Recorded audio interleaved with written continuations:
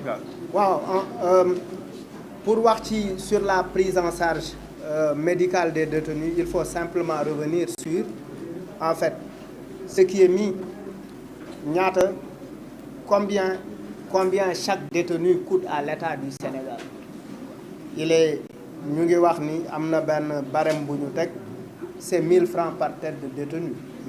1000 francs ci la sa añ di génn, ci la sa reer di génn, ci la sa normalement serviette di génn, ci la sa saabu di génn, boo feebaree également ci ngay faju. Beneen aspect boo xamante ne aussi c'est important, il est important peut-être de le dénoncer ou de le dire. Dans toutes les prisons, il y a une boutique où les prisonniers, effectivement, le prisonnier n'a pas le droit d'avoir de l'argent dans sa poche. Boo ko déposer les xaalis, ça va à la comptabilité. Et quand il a envie de dépenser cet argent, il fait des bons. Bons yi muy def ki koy defal moom mooy homme de chambre bi wala chef de chambre bi. Donc tout ce qu'il a, il le dépense en prison. Mais paradoxalement, les produits que nous achetons ici bu fekkee ci mbedd mi lañ nekk, le prix double en prison. Si tu dois acheter un paquet de sucre à 1000 francs, au niveau de la prison, ça coûte 2000 francs. Donc l'argent va à qui détient la boutique, ça sert à quoi, tout ça, effectivement, yooyu xamuñu ko. Bëri na aussi dans les prisons les organismes ce qui jàpp naa ni sax li dëgëral prison Sénégal ba yu bëri mënu fa am. Il y a un travail important des organisations communautaires. Par exemple, des associations comme association Guédiawaye Hip Hop wala des fois une organisation comme FRAPP wala Nit Dof. Chaque année, ils interviennent dans les prisons. Ñenn ñi dañ fay dugg pour donner de la formation. Ñenn ñi dañ fay dugg effectivement pour jàngal nit ñi alxuraan wala jàngal leen catéchisme. Ñeneen ñi di fa dugg pour di jënd ay ventilo et cetera. Parce que l'État du Sénégal n'a pas assez de moyens effectivement pour mën a gérer un certain nombre de choses. L'alimentation aussi en prison est une alimentation qui est assez déplorable parce que au-delà du jagan gars yi nee nañu fan yii nii ñu ngi lekk ay spaghetti, ñu ngi lekk ay macaroni ak affaire yu demee noonu. Ils ont amélioré. Il y a des choses que l'État essaie de faire, mais si ce n'était pas effectivement le véritable travail des organisations ñi nga xamante ne ñoo nekk dans les quartiers et dans les différentes localités, ou bien les organisations de droits de l'homme, lu mel ni ay RADDHO, rencontre africaine, et cetera, lu mel ni ay Ligue sénégalaise, et cetera, lu mel ni ay FRAPP, di def ay alerte, di def ay veille, ça allait empirer dans les prisons. Donc yooyu aussi am na. Il faut aussi évoquer que dans les prisons il y a ce qu'on appelle la prison dans la prison. La prison dans la prison, c'est quoi? C'est bu xeex amee ci biir néeg yi dañ la yóbbu cellule. Buñ la yóbboo cellule doo toog doo taxaw. Donc yooyu aussi ay éléments la yoo xamante ne mën nañ ko noter ci prison yi di wax ni effectivement il nous faut encore faire énormément de travail dans le sens effectivement d'alerter ou bien dans le sens effectivement de faire des propositions qui aideraient surtout en termes de respect de la loi. Parce que bu fekkee respecté nañ code pénal boo defee 6 mois prison gars yi ñu teg la détention provisoire dans les normes effectivement on doit te laisser rentrer wala ñu jox la une liberté provisoire et cetera.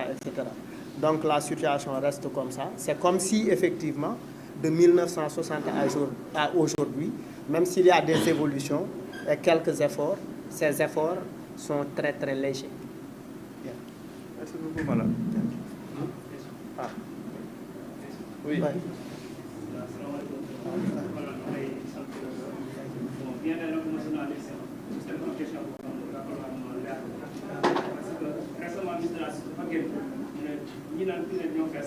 C'est pas une bonne information. Bon, tey ma leen wax ne prison yi am na surplus de 7659 détenus. Loolu nag bu jaaxal na mën naa leen ko expliquer. Le ministre a dit que le feesu ma laal lu ñëwee sama échange yi mu rek dajale am nañ surplus de 7 délicats. Oui, mais déjà li lay wan ni prison yi fees na rek mooy de 1960 à maintenant on n'a pas construit de prison. notre population, notre démographie, elle est galopante. Quand une démographie galope, les délits aussi galopent. Donc, effectivement, on envoie également des gens en prison. Peut-être que le ministre n'a pas les bons chiffres. Il aurait dû peut-être se rapprocher de la direction de l'administration pénitentiaire. Les chiffres, 12 700, c'est des chiffres comme ça, officiels. Mais, ouais, nous avons def djel, hein, j'avais voulu même faire venir l'association des ex-détenus pour que nous menions la parole. Parce qu'il faut aussi donner la parole à ces gens-là. Nous, ay passage provisoire lañ fa am rek ba paré am sañ-sañ di ci jéem a liggéey di ci wax yenn affaire yi mais même 12 man gëm naa ni nos prisons sont à 25 000 parce que je te donne par statistique la capacité d'accueil de la prison de Saint-Louis est de 150 personnes. Elle reçoit plus de 600. La prison de Thiès, sa capacité d'accueil est de 1000. Elle est à plus de 1000, etc., etc. Dakar, kenn waxatu ko, Ziguinchor, kenn waxatu ko. Et puis surtout, bu ñu nekkee ci ay période yoo xamante ne dëkk bi dafa yëngu. Parce qu'il y a des gens qui sont retenus depuis les événements de mars 2021 qui croupissent encore et qui ne sont pas encore édifiés sur leur sort. Hein? Donc, lolu mo nek di wéy. Donc, bu féké yaa ngi étudier, xol et puis aussi vous-même qui allez voir vos amis en prison. Amna période boy instant bi ni amna ño xamantene mënuñ teud dañuy taxaw. C'est ça la situation. Donc, c'est très normal que les autorités, parce que le rôle de l'autorité, souvent les autorités que nous avons ne disent pas la vérité. Elles ne disent plutôt pas la vérité. Ce qu'elles disent, c'est un message politique. Mais la réalité, on a eu la chance de faire toutes les prisons du Sénégal. On est même allé en France, qui sous nos expériences, nous bolons la prison de Fresnes, la plus grande prison de Fresnes, pour que sous nos expériences, en termes de réinsertion sociale et de proposition, de désengorgement par des programmes culturels, effectivement, on a fait le même travail aux États-Unis à Juvenile Detention Center, dans le Missouri, à Saint-Louis, etc., etc. Donc, chiffres officiels yi di wax ak chiffres yi nga xamantene les vrais acteurs, parce qu'un ministre il peut être pendant tout son magistère mën na bañ dem jël dafa sax tek tankam généralement ñemewuñu affronter la question parce que boo duggee jël y a quelque chose que tu vois et qui te frappe et qui est là. Au moment où je vous parle, c'est un détenu qui m'appelle du camp pénal mu ngi nii am.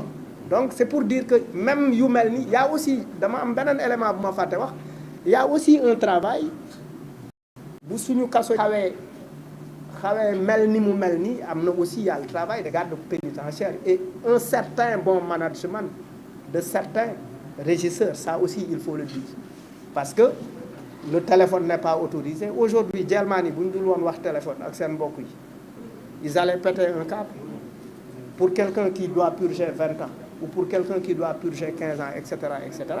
Et puis, il y a des choses compliquées. Nit dem na prison pour une année, def fa 20 ans. Et pourtant, dafa sàcc wala mu def benn affaire pour 20 ans. Parce que dafa am dans la prison, li ñuy woowee DPAC, détenu pour autre cause. Nga nekk ci prison bi sàcc indi la fa ñu tëj la 1 an.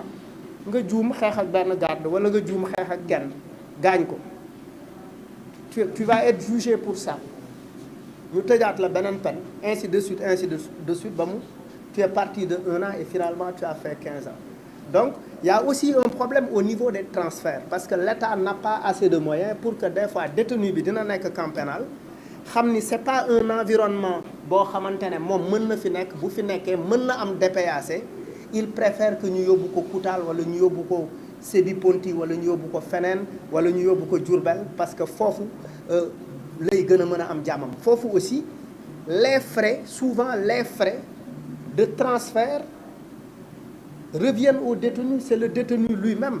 J'ai eu dans mon expérience personnelle à payer le transport ay détenus yu waroon jóge Kaolack ñu indiwaat leen Dakar parce que dañuy nekk Kaolack duñ fa am mbokk kenn du la indil bool il faut aussi saluer la capacité de résilience des détenus.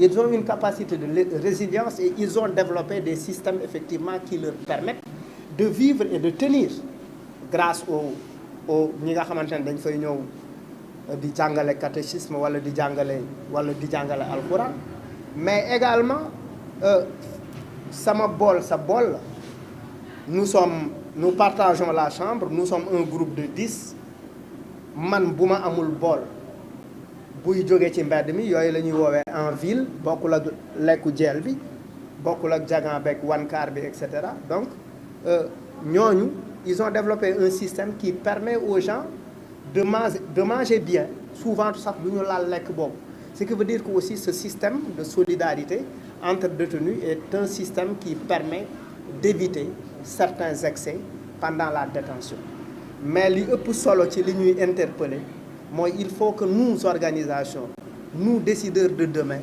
nous journalistes nous rappeurs travaillons sur ces questions-là pour améliorer véritablement mais surtout pour faire respecter le droit du détenu parce que il a un droit et ñun on a ratifié des conventions qui font que effectivement on ne peut pas passer outre effectivement que ces choses-là donc yu mel noonu war nañ continuer di ko def donc loolu la ñun nag par extension ubbi nañu benn école à Guédiawaye qui est un pont une passerelle entre nit ki bu jógee so ak société bi pour qu'on essaie de voir effectivement lan lañ mën a def donc j'ai vraiment raté l'occasion de faire venir des gens qui ont fait 20 ans qui ont fait 10 ans etc quoi. Merci beaucoup. Ça aurait été un bon témoignage, mais bon, on a le doyen qui a fait quelques années aussi. Oui. Donc, qui va passer son témoignage.